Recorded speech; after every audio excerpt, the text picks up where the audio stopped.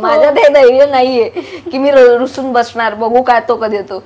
नाही येणार, माझ्या भोवती वारूळ जमा होईल पण कोणी मनवायला वगैरे येणार. आता गोष्ट वेगळी आहे. मला कायम असं वाटायचं की लग्न मला जर का करायचं असेल तर मला मनात प्रेम वाटलं पाहिजे, मी प्रेमात पडायला पाहिजे. तेव्हा मला कळलं की इज अ फंटॅस्टिक कुक. हुरळून जायला होतच ना यार की बाबा छान बनवतो यार, सगळंच येतं, सगळंच माहिती आहे आणि असं सगळं. सो त्या काही छोट्या छोट्या गोष्टी असतात, अशा छोटी नाही मोठी गोष्ट आहे. घरचे आपले जे असतात तर ते थोडेसे हे होतात ना की एकत्र राहायचंय, अच्छा एकत्र राहायचंय पण मग लग्न तर करणार आहात ना तुम्ही वगैरे असं. ओव्हर द टाइम पिरियड लग्नाच्या गोष्टी पण हळूहळू बाहेर येत गेल्या आणि मग असं ठरलं की आपण ऑफिशियल करायला पाहिजे. तर मी हे तुझ्याकडनं ऐकतेय तेव्हाच मला असं जाणवतंय की मला ऍक्च्युअल लग्नामध्ये किती मेहनत घ्यावी लागणार आहे. ही गोष्ट मला खूप त्रास द्यायची, म्हणजे अक्षरशः असं वाटायचं की मला अंधारात ढकलून दिलेलं आहे कुठेतरी. आणि मला अनएक्सपेक्टेडली जे रडायला आलं, आई शपथ मी पहिल्यांदा तेव्हा रडले. मी इतर लोकांसमोर नाही रडले कारण मला माहिती होतं की हे मी रडणार, म्हणलं या लोकांसमोर मी रडणार बिडणार तर मुळीच नाहीये. ती लोक तुमच्याबद्दल वाईटच बोलत असतात. कसं तुम्ही दुसऱ्यापेक्षा सुपिरियर आहात हे सांगण्यासाठी लोक तुम्हाला कायम तुम्ही कसे कमी आहात हे सांगतात. त्यात ठराविक काही अशी लोक होती की जी माझ्या कायम विरोधातच होती. सो ते तर खूपच त्यांचं ते भाषा चातुर्य जे होतं ते वेगळ्या वेने वापरायचे, ते खूप वाईट साईड बोलायचे. मुलांपैकीच कोणीतरी हळूहळू काहीतरी काम करतंय आणि तुम्ही त्याला असं एक जनरलाइज टर्म देतात की तुमच्या कोणीतरी हळू बाई आहे. सो हे असं काही हे खरं नाहीये. सगळे मुलं सुद्धा केवढं गॉसिप करतात, खरंच करतात. मग काय तर की बघा बायका काय करतायत आणि तुम्ही फेमिनिस्ट. अरे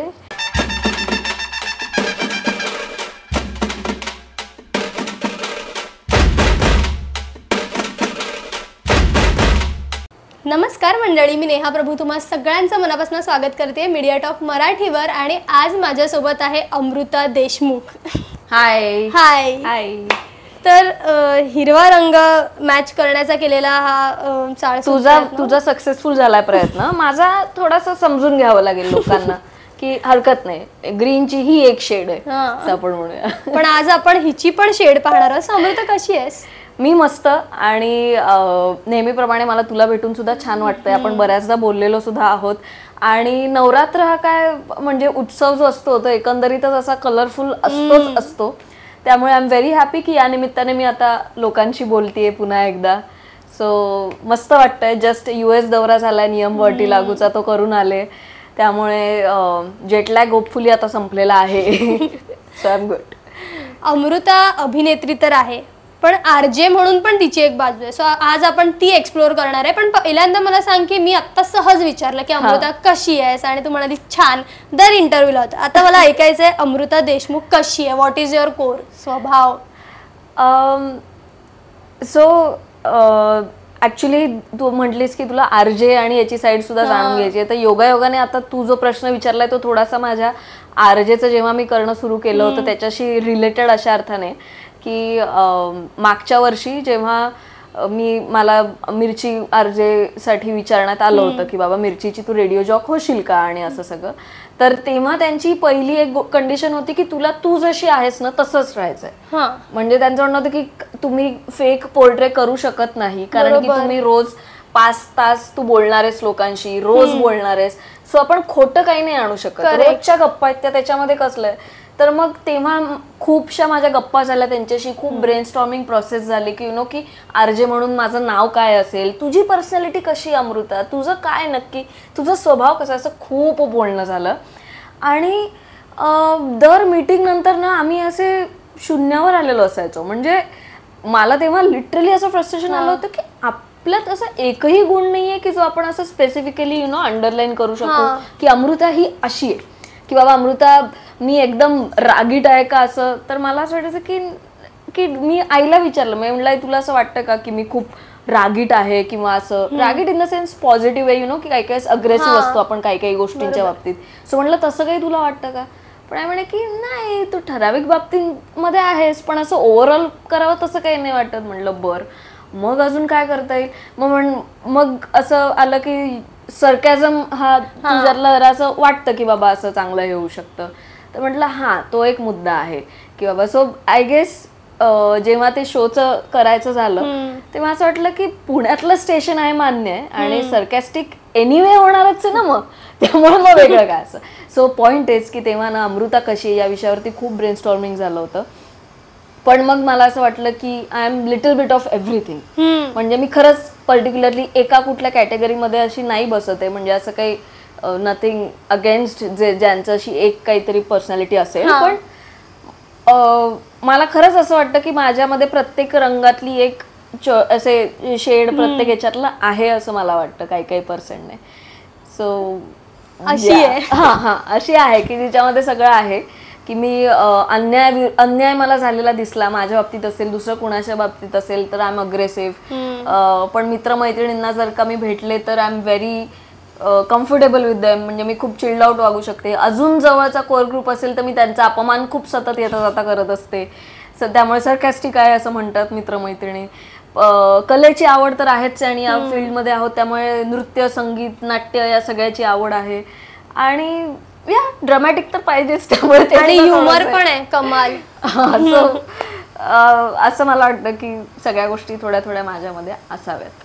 पण एक अभिनेत्री असताना जेव्हा आम्हाला कळलं की ही आरजे म्हणून आता काम करते, खूप प्रश्नचिन्ह आलेले की अमृता आता आरजे म्हणजे नक्की काय. सो हा निर्णय थोडासा एक वेगळा होता, कारण नॉर्मली अभिनेत्री म्हणून काम करत असतं आणि अचानक ती आरजे म्हणून. सो एक चॅलेंज होतं का, कारण त्यांचं खूप असतं बा, व्हॉइस मॉड्युलेशन असलं पाहिजे, तुम्हाला ते जमलं पाहिजे, वेगवेगळ्या लोकांशी बोलायचंय, रोज बोलायचंय, तू म्हणालीस तसं. किती चॅलेंजिंग होतं. आणि सुरुवातीला नर्वस होतीस का तुम्ही? तुझा मुलगा वगैरे बनवलेला तेव्हा आणि त्याच्या आधीचे जेवढे आम्ही बघितलेले, प्रँक तो प्री प्लॅन होता की काय? वाटला नाही, तो खरा होता तो.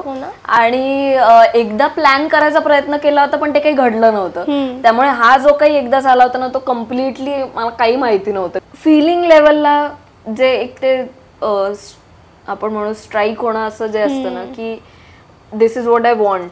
म्हणजे घरी आल्यानंतर थकून दिवसभराचं घरी आल्यानंतर मला काय घरी बघायला आवडेल किंवा घर कसं आवडेल, मला काय केलं की मला फ्रस्ट्रेशन नाही येणार.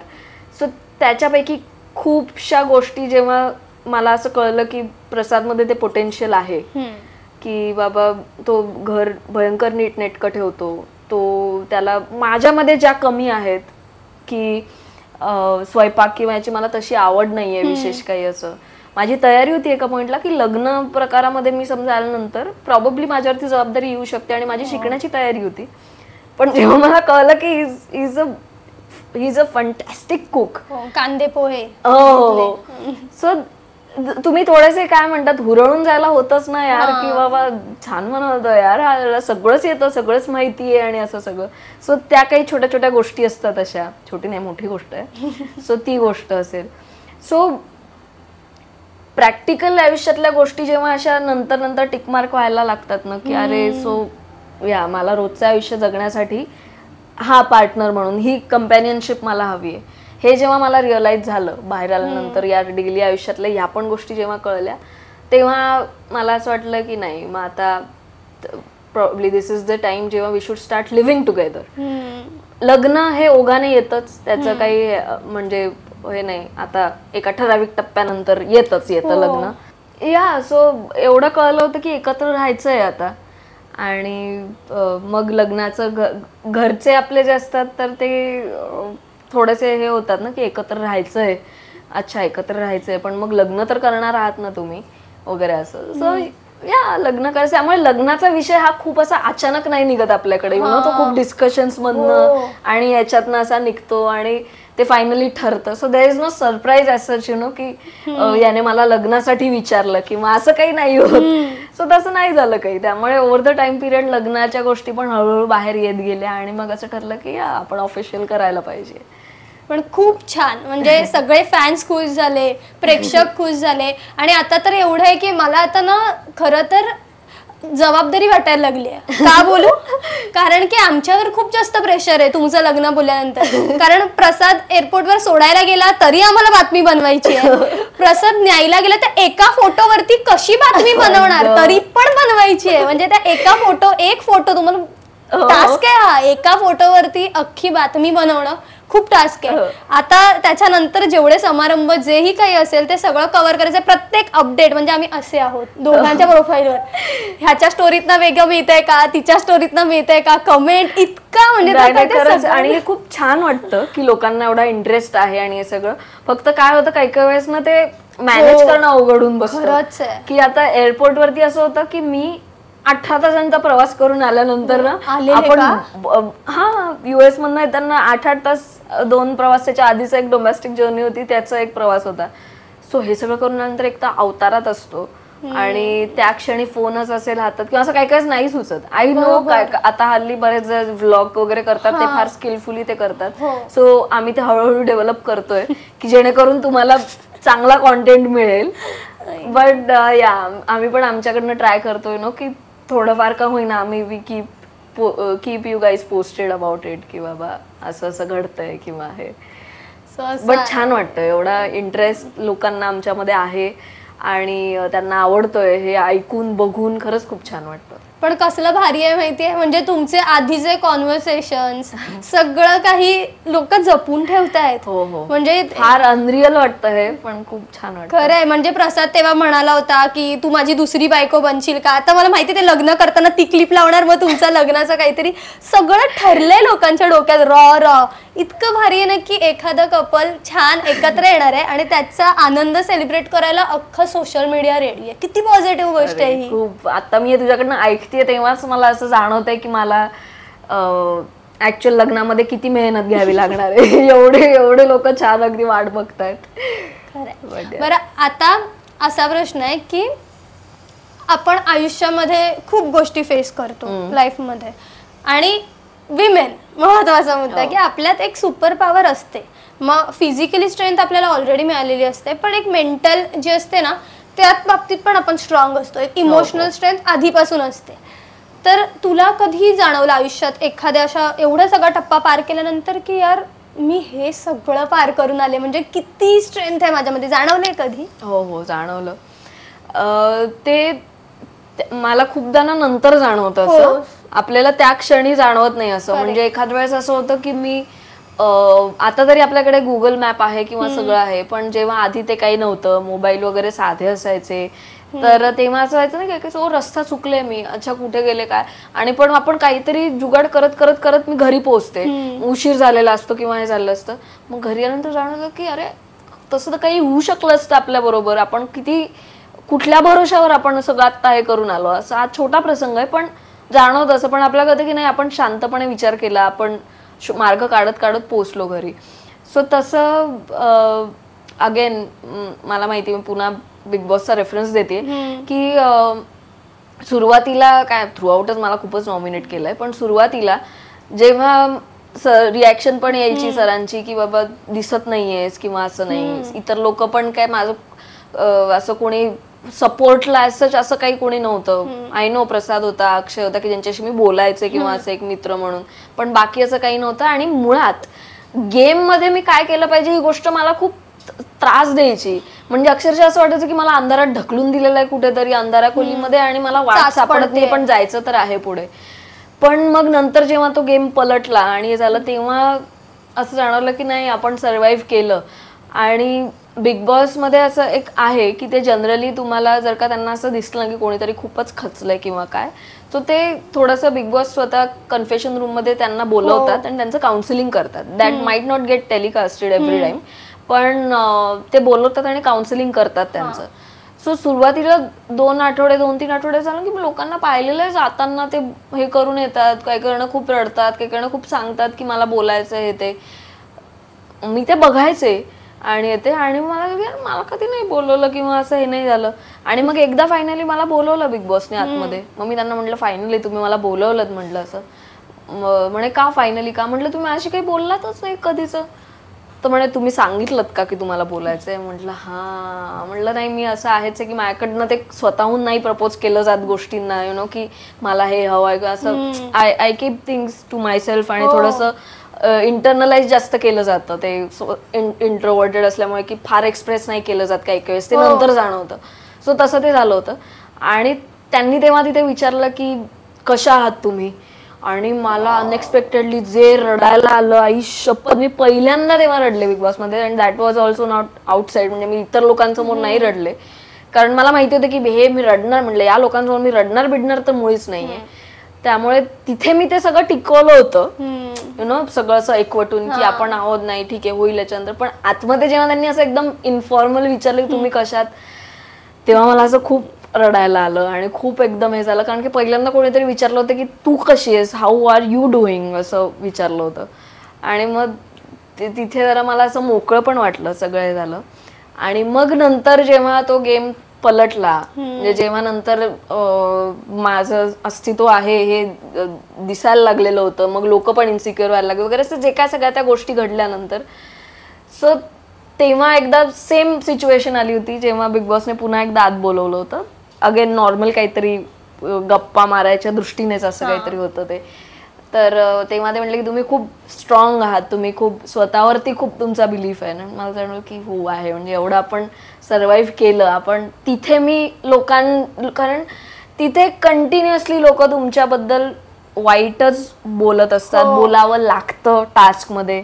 कसं तुम्ही दुसऱ्यापेक्षा सुपिरियर आहात हे सांगण्यासाठी लोक तुम्हाला कायम तुम्ही कसे कमी आहात हे सांगतात. त्यात ठराविक काही अशी लोक होती की जी माझ्या कायम विरोधातच होती. सो ते तर खूपच, त्यांचं ते भाषा चातुर्य जे होतं ते वेगळ्या वेने वापरायचे, ते खूप वाईट साईड बोलायचे, खूप हे करायचे. पण थँकफुली मी ते खूप अफेक्ट नाही होऊ दिलं. सो तिथे असं जाणवतं, मग नंतर आता असं जाणवतं की यार एखादी मुलगी असती खरोखर की ती खचून गेली असती, काय किती बोलतात यार, असं वाटतं नंतर. म्हणलं की नाही ठीक आहे, हेच दिस इज व्हॉट लाईफ इज, की असं होऊ शकतं, बट तुम्ही मेंटली स्ट्रॉंग पाहिजे. मी केलं रिलेट. तू म्हणालीस ना की ते मी अगदीच गप्प होते, तू म्हणालेलीस एकदा की मी ना जर गप्प राहिले, मला वाक्य नीट नाही आठवत आहे, पण असं की मला मनवायला नाही येणार कोणी आणि नाहीच येणार, मी तशीच राहीन म्हणजे तिकडे, म्हणजे तू सांगणार नाहीस कोणाला की तुला असं होतंय, पण तू तशीच राहशील आणि मग तुला कुणीच मनवायला येणार नाही, मग कितीतरी वर्ष लोटतील, असं काहीतरी कॉन्टेक्स्ट मध्ये तू बोललेलीस ते मला आठवते. त्यामुळे मला कळलं म्हणजे मुलींमध्ये हे धैर्य येतं कुठून की त्या रुसून बसतात आणि त्यांना मनवायला मुलं येतात. माझ्यात हे धैर्य नाहीये की मी रुसून बसणार, बघू काय तो कधी येतो, नाही येणार. माझ्या भोवती वारूळ जमा होईल पण कोणी मनवायला वगैरे येणार, आता गोष्ट वेगळी आहे. नाही पण ते आलेला, तेव्हा आलेला तो मनवायला, मला आठवत, भले गप्पा बसून ऐकत होता, मला आठवत आहे. तर आता तू सोशल मीडियावर आहेस ऍक्टिव्ह, त्यामुळे तुला हे माहित असेल, विमेन माहिती आहे प्रकरण?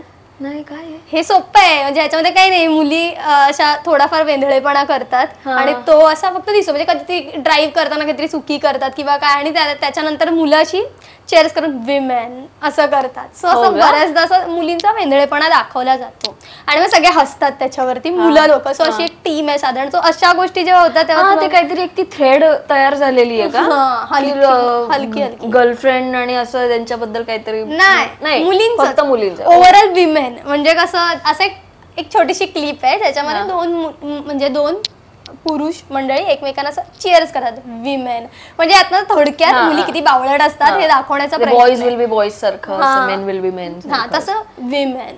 सो असं जिथे होतं सतत ते, त्याच्याकडे तू कशी बघतेस? मी स्वतः ड्राईव्ह मी करत नाही, पण मी पाहिलेल्या आहेत बायका ज्या एक्सलंट ड्रायव्हर्स आहेत. त्यामुळे हे तर आता खूप हे झालंय, म्हणजे आता मुली पण सांगून सांगून थकल्या असतील यार की तुम्ही हे स्टिरियोटाईप करणं बंद करा की कोणी चांगलं ड्राईव्ह करत नसेल तर that has to be a girl वगैरे असं सोडून द्या. असं काही आता ते राहिलं नाही. त्यामुळे मला जरा ते हेच वाटतं, स्टिरियो म्हणजे उगाच जनरलाइज केल्यासारखं होतं. सो तो प्रकार जरा आहे आणि तो खूप नकळत केला जातो. म्हणजे एकदा असं झालं होतं की कुठलं तरी हे सुरू होतं, मुलांचंच काहीतरी हे सुरू होतं, ग्रुप ऍक्टिव्हिटी एक, आणि त्यात एक टीचर सारखे असे होते, ते म्हटलं की तुमच्यापैकी एक ना कुणीतरी खूप हळूबाई आहे. आणि मला असं झालं की मुलांपैकीच कोणीतरी हळूहळू काहीतरी काम करतंय आणि तुम्ही त्याला असं एक जनरलाइज टर्म देतात की तुमच्यापैकी कुणीतरी हळूबाई आहे. अच्छा, सो हे खूप नकळत तुमच्या अशा डोक्यात असतं, यु नो, की हळूहळू काम करणं किंवा असं करणं म्हणजे कुठेतरी एक बाईच असणं, गॉसिप करणं म्हणजे बाईच असणं किंवा असं. सो हे असं काही हे खरं नाहीये. सगळे मुलं सुद्धा केवढं गॉसिप करतात, खरंच करतात. मग काय तर, मुलींबद्दल करतात, मुलांबद्दलही करतात, हे सगळं सगळीकडे सगळं आहे. आय नो काही काही अशा जेनेरिक टेंडन्सीज असतात. म्हणजे आय कॅन अंडरस्टँड दॅट. मी उगाच असं म्हणणार नाही की पेटून उठून सारखं की मुली असं सगळ्याच काय नसतात. आय नो काही काही ठराविक टेंडन्सी असतील. म्हणजे मला तयार व्हायला उशीर करणे किंवा असं करणे ह्या गोष्टी मी समजू शकते, कारण की खरंच खूप गोष्टी असतात तयार व्हायला आपल्याकडे, की वेगवेगळ्या प्रकारचे आपले कपडे असतील, साडी नेसायलाच वेळ लागत असेल किंवा असं. So that I can understand. त्यातलं जनरलायझेशन त्यातल्या त्यात मुलं सुद्धा वेळ करणारे असतातच, तसं काही नाही. पण ठराविक या वरवरच्या गोष्टी ठीक आहे, म्हणजे मॅटर नाही करत. But you know driving skills वगैरे आय कॅन अंडरस्टँड की जर एखाद्या मुलीला खूप इन्सल्टिंग वाटू शकते यार की जी खूप कमाल चालवते गाडी. सो हे आता जनरलायझेशन थांबवलं पाहिजे. ही काय धड आहे याच्यावर ब्लॉक केलं पाहिजे असं हा ट्रेंड.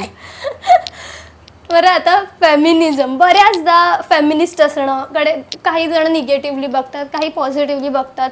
प्रत्येकाची वेगळी अशी डेफिनेशन असते फेमिनिस्ट असण्याची किंवा नसण्याची. तू काही जण इक्वलिस्ट पण असतात. तू कुठल्या ह्याच्यामध्येस की तू विचार करतेस की कुठल्या ह्यानी असतो साधारण? पण फेमिनिस्ट हेच इक्वल असण्याचाच आहे. म्हणजे फेमिनिस्ट असणं म्हणजेच तुम्हाला अपेक्षा आहे की आम्ही दोघे इक्वल आहोत. फिजिओलॉजिकली वेगवेगळं असणं हे आपल्याला वरून दिलेलं आहे. म्हणजे की जे काय आपल्यातले गुणधर्म असतील ते वेगवेगळं, ऍट्रिब्यूट्स जे काय असतात ते वेगवेगळं, दॅट इज फाईन. पण तुम्ही एंटायटल आहात इक्वल गोष्टींसाठी. म्हणजे ज्या मॅनमेड गोष्टी आहेत त्याच्यासाठी तुम्ही इक्वली एंटायटल आहात. जसं की सॅलरी हल्ली म्हणतात ना की वाय नॉट, म्हणजे सेम का नाही असू शकत. आम्ही सुद्धा इक्वल मेहनत घेतो आमचे फिजिक टिकवण्यासाठी, चांगलं दिसण्यासाठी. आमचे फॉलोअर सुद्धा चिक्कार असतात, सगळे असतं, तरी सुद्धा एक पे मध्ये वेगळं. एक्सपिरियन्स वाईज सुद्धा, एक्सपिरियन्स आय कॅन अंडरस्टँड की ज्याच्यामध्ये तो फरक असतो. पण जस्ट बिकॉज जेंडर वेगवेगळं आहे म्हणून एक उगाच डॉमिनन्स म्हणून हे करणं. सो फेमिनिझम आणि इक्वलिझम हे वेगवेगळं नाही असू शकत. हेच सेम हेच म्हणायचंय. आणि खूपदा असं होतं की एक तो मध्ये इन्सिडेंट झाला होता की ज्याच्यामध्ये एक मुलगी एका कार ड्रायव्हरला त्याने काहीतरी प्रॉब्लेम ठोकलं बिकलं असेल किंवा काय, आय डोंट नो, काहीतरी रस्त्यावरती चूक झाली. सो ती त्याला खूप मारत होती. तो व्हिडिओ खूप व्हायरल झाला होता की खूप मारत होती आणि वेड्यासारखी मारत होती. सो कॉमेंट्स मध्ये काही काही लोकांनी लिहिलं होतं की अब ये सारी फेमिनिस्ट कहाँ गई वगैरे असं तसं हे ते. माझं म्हणणं आहे की तिने त्याला मारणं हे चूकच आहे. कुठलीही फेमिनिस्ट जी ट्रू फेमिनिस्ट आहे ती कधीच त्या गोष्टीला सपोर्ट करणारच नाही. तिने त्याला मारणं असं हे जर जस्टिफाय करणारी एखादी फेमिनिस्ट असेल तर she is not a feminist. So त्याने काय तुमच्या इलिगल ऍक्शन्सला अप्रुव्हल नाही मिळत तुम्ही फेमिनिस्ट असता म्हणजे. सो ते खूप चुकीचा अर्थ काढला जातो. सो जसं हे पण चुकीचं आहेच एखाद्या फेमिनिस्टने जास्त त्या गोष्टीमधनं उपाडून घेणं वेगवेगळ्या हक्काच्या नावाखाली. आणि जे कॉमेंट करणार की आता फेमिनिस्ट त्या कुठे गेल्या वगैरे, फेमिनिस्ट कुठे त्या नाहीच बोलणार आहेत. त्या कशाला, म्हणजे हे डोक्यात असणं पण चुकीचं आहे. बदला घेतल्यासारखं की बघा बायका काय करतायत आणि तुम्ही फेमिनिस्ट. अरे म्हणजे एखादा मनुष्य काहीतरी चूक करतो तर त्याच्या जेंडरशी काही संबंध नाहीये. तो माणूस आहे, तो गुन्हा करणार, तो चूक करणार, जेंडरशी काय संबंध आहे. सो खूप फनी आहे एका पॉइंटला की अरे असं काय केलं जातं. किंवा काय काय असं म्हणतात की हा झालं, आले आता यांचे फेमिनिझमचे सगळे झेंडे घेऊन आले. म्हणजे तुम्ही तुमच्या हक्कांसाठी जेव्हा येता किंवा तुम्ही तुमचं जेव्हा काहीतरी सांगू पाहता तुमचं म्हणणं, तेव्हा आम्ही तुम्हाला असं कॅटेगराईज करतो का की हा आला आता मोठा तुझा पुरुषी आहे वगैरे असं तू करणार वगैरे असं नाही. ते तुम्ही you take it as a human being की एका या माणसाचं काय म्हणणं आहे. तसं जर का मी माझ्या काही हक्कांसाठी किंवा मला असं जाणवलं की इथे इक्वालिटी नाहीये हे जर का मला जाणवलं, तिथे जर का मी माझा आवाज उठवला तर तुम्ही आला आता फेमिनिझमचे हे झेंडे. अरे कुठले झेंडे काय, मुळात तुम्हाला तो झेंडा वाटतोय किंवा झेंडे जर का बाहेर काढावे लागतात याचाच अर्थ आपली सोसायटी खूप ब्रोकन आहे. सो आत्ता ते झेंडे दिसतील, बट आमचं म्हणणं असं आहे किंवा महिलांचं, आमचं म्हणजे फेमिनिस्ट किंवा असं मी नाही म्हणते, महिलांचं म्हणणं असं आहे की आत्ता ते स्ट्रॉंगली येऊ देत बाहेर, तेव्हा ते कुठे नॉर्मल होईल. तुम्हाला तर बरंच आहे आम्ही शांत राहिलेलं, फेमिनिझमचे झेंडे किंवा काही न बोललेलं आहे तुम्हाला फावतच आहे. तुमचं काय जातंय, तुम्ही या साईडला येऊन बघा कधीतरी. सो या तुम्हाला जर ते लाऊड वाटत असेल तर लाऊड वाटू द्या, त्याच्यामध्ये काही हे नाहीये. आम्ही खूप सोसलेलं आहे. मी असं म्हणणार नाही की बाबा जेवढं आता बरंच बदललेलं आहे. थोड्याफार प्रमाणात जसं मी म्हटलं की असा एक सटली आपल्याला या गोष्टी जाणवत असतात, जजमेंट्स असे. बट या ओव्हरऑल बायकांनी खूप झेललंय. सो थोडंसं लाऊड होत असेल ही गोष्ट तर होऊ देत. मी लिहिलं होतं एकदा की विमेन म्हणून मान देण्याआधी ह्युमन म्हणून स्थान द्या. त्या असंच साधारण तू एक सांगितलं. नॉर्मल ह्युमन बिईंग म्हणून जसं आपण म्हणतो की प्रत्येकाला समान हे मिळालं पाहिजे, तसंच ते करेक्ट आहे. बरं, आपल्याकडे साधारण असं मगाशी तू म्हणायचं की मुली गॉसिप करतात, हे करतात, हे करतात, पण हे पण एक बाजू आहे की आपण खरंच मनापासून दुसऱ्या मुलीचं करतो कौतुक. आपल्याला होतो आनंद जर एखादी मुलगी सुंदर दिसत असेल. मग आपण नाही प्रत्येकाला कंपॅरिझन करायचं माझ्यापेक्षा नाही, प्रत्येक वेळा नाही करत. आपण खूप मनापासून खुल्या दिल्याने कौतुक करतो किंवा एखादीला खूप छान काहीतरी अचीव्ह केलं एखादी तर आपण मनापासून कौतुक करतो. सो हा पण एक गुण स्त्रियांमध्ये असतो. तर मला आता हे विचारायचं की आम्ही पण मुलींपासून इन्स्पायर होतो, बऱ्याचदा होतो. तर तुझ्या आयुष्यात अशा स्त्रिया किंवा असं कोणी आहे की ज्याच्याकडे बघून तू इन्स्पायर होतेस सतत किंवा झालीयस? आय गेस या टाइम टू टाइम खूप बदलत गेलेल्या आहेत. म्हणजे असं कंटिन्युअस एका मुलीमुळे मी किंवा एका स्त्री इमेज कुठली तरी एखादी आहे की जिच्यामुळे मी इन्स्पायर झाले असं फार कमी वेळेला झालेलं आहे की आय मीन थ्रू आउट बाबा एकच हे. बट काही बायकांमधले काही ते गुण असे आपल्याला आवडून जातात, ते तसं असतं. एक आय कॅन म्हणजे दिस इज व्हेरी कॉमन, बट त्याच्यामधले काही हे त्यातली इंटेन्सिटी कमी नाही होत, पण आपल्याला आपल्या आई आपल्या डोळ्यासमोर सतत असते. सो माझ्या आईचे स्किल्स जेव्हा मी बघते डे टू डे लाईफ मधले, तर तेव्हा असं वाटतं की यार आपल्याला हे कधी जमणार आहे, आपण काय आहे. म्हणजे आपली मुलं जर आपल्याकडे काही मॅथ्सचा प्रॉब्लेम घेऊन आले तर आपण गेलो होतो आपल्या आईकडे घेऊन आणि तिला तेही येत होतं. आपण काय करणार आहोत नक्की, कसे करणार आहोत. सो असं एक होतं. सो तिचे मॅनेजरियल जसे जे स्किल्स असतात त्याने इन्स्पायर व्हायला होतं या सगळ्या गोष्टी, की सगळ्या गोष्टी हँडल करणं. आणि बाकी अभिनयाच्या क्षेत्रातले किंवा असे असतात दिग्गज ऍक्ट्रेसेस त्या की म्हणजे मला असं आठवतंय की जसं मी म्हटलं की वेगवेगळ्या टप्प्यावर वेगवेगळ्या स्त्रियांमुळे मी इन्स्पायर झाले. तर जळगावला असताना मी कबड्डी नाटक पाहिलं होतं मुक्ता बर्वेचं, आणि मला क्लिअरली आठवतंय की मी बॅकस्टेजला जाऊन तिला भेटले होते आणि मी तिला म्हटलं होतं की मला पण ऍक्टिंग मध्ये यायचं. आणि मी तेव्हा शाळेत होते, 6वी 7वी वगैरे असेल. म्हटलं मला पण ऍक्टिंग मध्ये यायचं आणि मी विचार करते की मी तुझ्यासारखंच ललित कलाला ऍडमिशन घेईन आणि ड्रामॅटिक्स मध्ये करेल. ती म्हणे कर जरूर घे म्हणे ऍडमिशन, वाचन कर भरपूर, असं तिने सांगितलं होतं मला. सो मी तिचा तो परफॉर्मन्स, तिचं ओव्हरऑल की बाबा आपल्याला क्वालिटी वर्क जे करायचं आहे किंवा असं जे काही इच्छा आहे, तर एक तेव्हा तिचं जे डोळ्यासमोर होतं. सो अजूनही मला ती आवडतेच, भयंकर आवडते. सो प्रत्येक टप्प्यावर आपण असे वेगवेगळ्याने इन्स्पायर होत जातो. सो तसं तेव्हा मी खूप इन्स्पायर झाले होते. आणि रिसेंटली असं झालं की संजय मोने आमचं नाटक बघायला आले होते, नियम व अटी लागू. आणि ते झाल्यानंतर ते म्हणले की मला असं खूप दिवसांनी वाटलं की मुक्ता बर्वेसारखं असं स्टेजवरती एक वावर किंवा असं मला जरा वाटलं असं ते म्हणले. आणि मी अशी सर्कल भरून पावले होते हो की यार. आणि अगेन म्हणजे मी हे इन्स्पायरच झाले त्यांच्या त्या कॉमेंटमधनं, बिकॉज मी अजिबात कम्पॅरिझनच्या जवळपास पण नाही जाणार आहे त्याच्या. But again you feel inspired की बाबा आपल्याला अजून छान करायचंय किंवा अजून खरोखर त्या याला उतरायचंय वगैरे असं.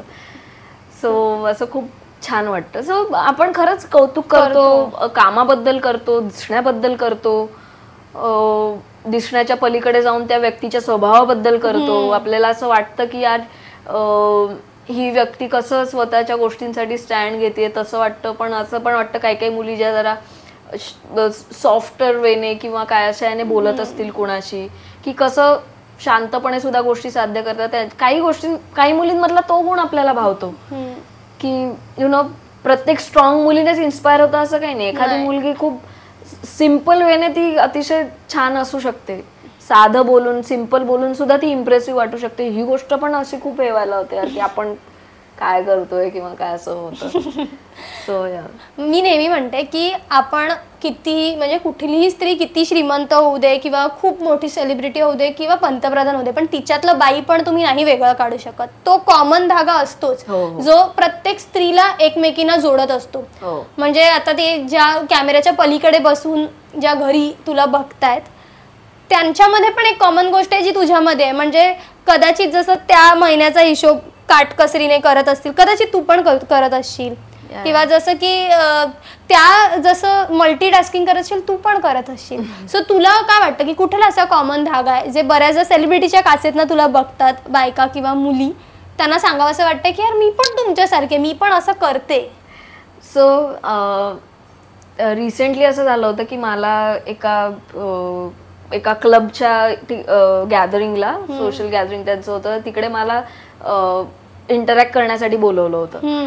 आणि माझ्याबरोबरच तिकडे अजून एक जण होती की जी खूप सरकारी याच्या उच्च पदावरती आहे, आणि मला तिची एक्झॅक्ट पोस्ट आठवत नाही त्यामुळे मी ते डिटेलमध्ये त्याच्या शिरत नाहीये, पण ती खूप कमाल पोस्टवरती होती.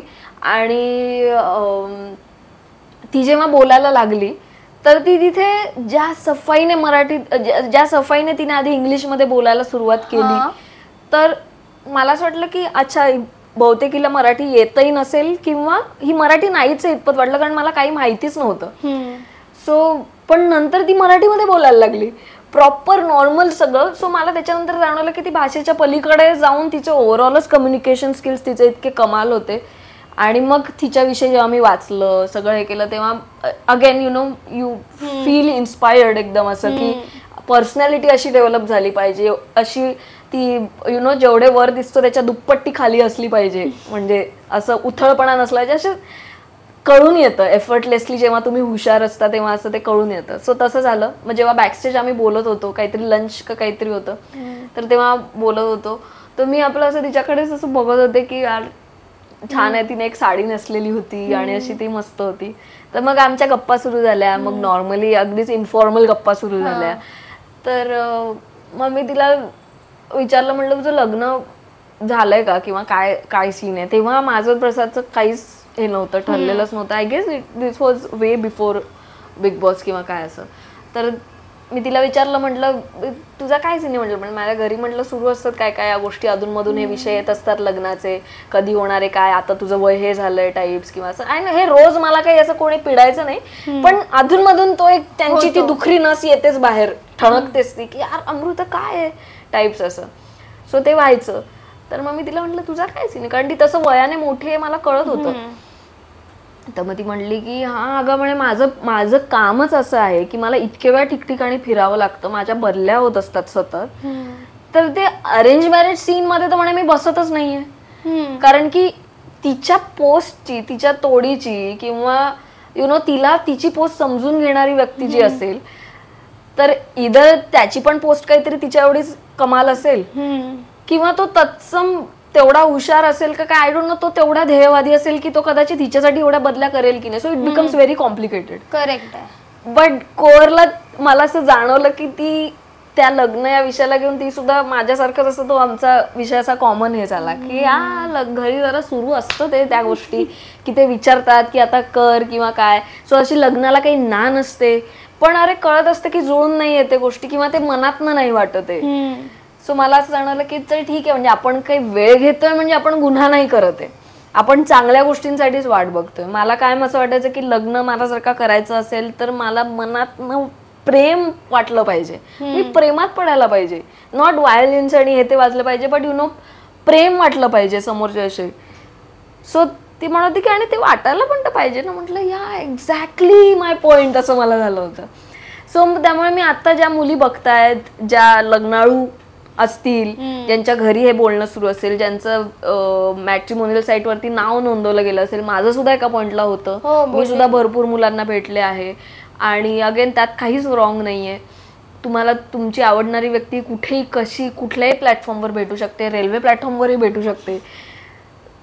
तुम्हाला जर का माहिती असेल की तुम्हाला तुमच्या पार्टनरमध्ये ही एखादी गोष्ट हवी आहे, किंवा आणि मी मटेरियलिस्टिक गोष्टी नाही म्हणत आहे, दॅट इज व्हेरी रॉंग, की मला त्याचा एक स्वतःचा फ्लॅट असला पाहिजे तरच मी लग्न करीन किंवा काय असं. त्याच्या आधी थोडंसं व्यक्ती म्हणून तुमचे काही काही जे काय चॉईस असतील, if you are taking time for that, आणि पण तुम्हाला असं कोणी म्हणत असेल की तुझं वय हे झालंय, डोंट वरी अबाउट इट. विचार करा, सगळ्यांची मतं ऐका, त्याच्यावरती विचार करा आणि मग डिसिजन घ्या. आणि त्याच्यासाठी वेळ लागला तरी हरकत नाही असं मी सांगेन. सो हा एक कॉमन थ्रेड हा मला असं रिसेंटली याच्यामध्ये जाणवला होता. हॅशटॅग लग्नाचं वय वरती. हा, की तुम्ही कुठल्याही प्रोफेशन मध्ये असा, कितीही तुमचं वय असो किंवा काय असो, एक साधारण महाराष्ट्रीयन हाऊसहोल्ड मध्ये हा प्रकार कॉमन असतो. सो तो थ्रेड मला एकदम तिच्याशी तेव्हा तो जुळला गेला होता. बरं, इतक्या छान गप्पा झाल्यात आपल्या, आणि आपण जसं की नवरात्रीच्या निमित्ताने भेटलोय, तर आपल्या सगळ्यांना माहिती आहे की आदिशक्तीने वेगवेगळ्या असुरांचा वध केलाय. पण आपल्या समाजामध्ये आता असुर आहेत, पण ते वृत्ती किंवा विचारांच्या रूपांमध्ये आहेत. तर असा एखादा विचार किंवा वृत्ती तुला वाटते का की बाबा ही जरा साईडला व्हायला हवी, किंवा हिचा विनाश व्हायला हवा, संपायला हवी? फिजिकल अब्यूज पहिलीच गोष्ट, म्हणजे त्याला काहीच जस्टिफिकेशन असू शकत नाही, काहीच नाही. रेप, घरामधली हिंसा असेल, मारणं असेल, काही असेल, व्हायलन्स हा कुठल्याही प्रकारचा असेल, तर तो मुलीने मुलीला मारणं असेल, मुलाने मारणं असेल, काही असेल, त्याच्यासाठी काही जस्टिफिकेशन नाही असू शकत. ते नाहीच घडलं पाहिजे. आणि हे कुणाच्याच बाबतीत घडा नको. सो ही वृत्ती जी काय, व्हायलन्स जो आहे तो थांबलाच पाहिजे. आणि रेप वगैरे हे तर आपण वाचत असतोच की काय भयानक लेवलचं, म्हणजे असं होतं की यार माणसं आहेत की कोण आहेत, म्हणजे ही कोण आहेत हे. सो हे थांबलंच पाहिजे. म्हणजे आय डोंट नो काय what is wrong with some people की जे अशा प्रकारचं काहीतरी कृत्य करू शकतात. So it has to stop. म्हणजे हे नको वाटतं अक्षरशः. सो मला दुसरं बाकीचे सगळे प्रॉब्लेम्स त्याच्यासमोर इतके असे कमी किरकोळ वाटू लागतात ना जेव्हा मी अशा काहीतरी न्यूज वाचते तेव्हा, की यार काय चाललंय, म्हणजे असं होतं. आत्ता सुद्धा ते वॉर सिच्युएशन मध्ये वगैरे सुद्धा आपण बघतो, लहान मुलींपासून असेल, मुलं असतील, काय सगळ्यांवरती जे काय अनन्वित अत्याचार होतात ते नको वाटतं अक्षरशः ऐकायला पण. आणि सो ते थांबायला पाहिजे म्हणजे सगळ्यात आधी. हो, की काहीतरी बदल घडेल. आणि हा एक विचार आहे की जो संपायला हवा. हो अमृता, खूप छान वाटलं. खूप कॅज्युअल म्हणून आपण सुरू केलं, खूप सिरियस नोट वरती आपण आलो. खरं तर मला एक्सपेक्ट नव्हतं की अमृता तयार होईल इंटरव्ह्यूला, कारण लग्न असं तोंडावर आलेलं असताना तिची किती तारांबळ उडाली असेल असं वगैरे विचार करून मी म्हटलं पाहिजे का तारांबळ, असं मला वाटलेलं. आता उडायला पाहिजे खरं. खूप निवांत छान तिचं सॉर्टेड चालू आहे. तर आम्ही खूप आनंदी पण आहोत की नवीन फेज तुझ्या आयुष्यात येते, आणि एक्सायटेड खूप आहोत कारण आम्हाला खूप कॉन्टेंट मिळणार आहे. एक जर्नलिस्ट म्हणून खूप जास्त आम्ही एक्सायटेड आहोत की काय असणार, कसं असणार सगळं. तर ते एक आहे. आणि एक आपली इतकी छान ओळख आहे, आपण बिग बॉस पासून भेटत आलोय, त्यामुळे जे हलका फुलका पण भेटतो त्यावरनं एक आनंद पण आहे. So thank you so much Amruta, वेळ दिलास त्याबद्दल. आणि एका वेळेला तुझं जे चालू आहे नाटक खूप छान चाललंय ते, आणि अभिनय क्षेत्रामधली प्रगती ती, आणि प्लस आता पर्सनल आयुष्यामधली ही नवीन फेज, हे सगळं एका वेळेला छान जुळून आलंय. सो मला वाटतं की हा प्रवास असा मस्त सुखकर होऊ दे. Thank you so much. आणि सगळ्यांना नवरात्रीच्या खूप खूप शुभेच्छा. आजचा रंग कुठला, त्याचे ते फोटोज काढणं वगैरे असतं, जे काय असतं ते सगळ्या गोष्टी किती क्लिशे वाटल्या, किती कॉमन वाटलं. काही लोक म्हटले तरी काढा बिंदास फोटो, काही हरकत नाही. आपला उत्सव असल्यासारखंच आहे. अरे नवरात्र म्हणजे काय, पहिल्यांदा आपल्याला असं जेव्हा कळतं की असं ना आपण सगळ्या बायका एकत्र येतो, ते रास दांडिया असेल किंवा गरबा असेल, मी लहानपणी पण खूप खेळलेले. सो हो, खूप खूप जायचंय मला. भयंकर 9चे 9 दिवस नटून थटून व्यवस्थित ते खेळणं बिळणं ते सगळं करणं वगैरे ते सगळं केलेलं आहे. सो बिंदास एन्जॉय करा. आणि सगळ्यांना स्त्री पुरुष जे कुठले जेंडर्स, सगळ्या जेंडर्सना नवरात्रीच्या खूप खूप शुभेच्छा. कारण जसं आपण म्हणतो तसं की ती एक वृत्ती आहे, आपण म्हणू की ती एक शक्ती जी आहे ती कुणामध्येही असू शकते. त्यामुळे सगळ्यांना नवरात्रीच्या खूप खूप शुभेच्छा.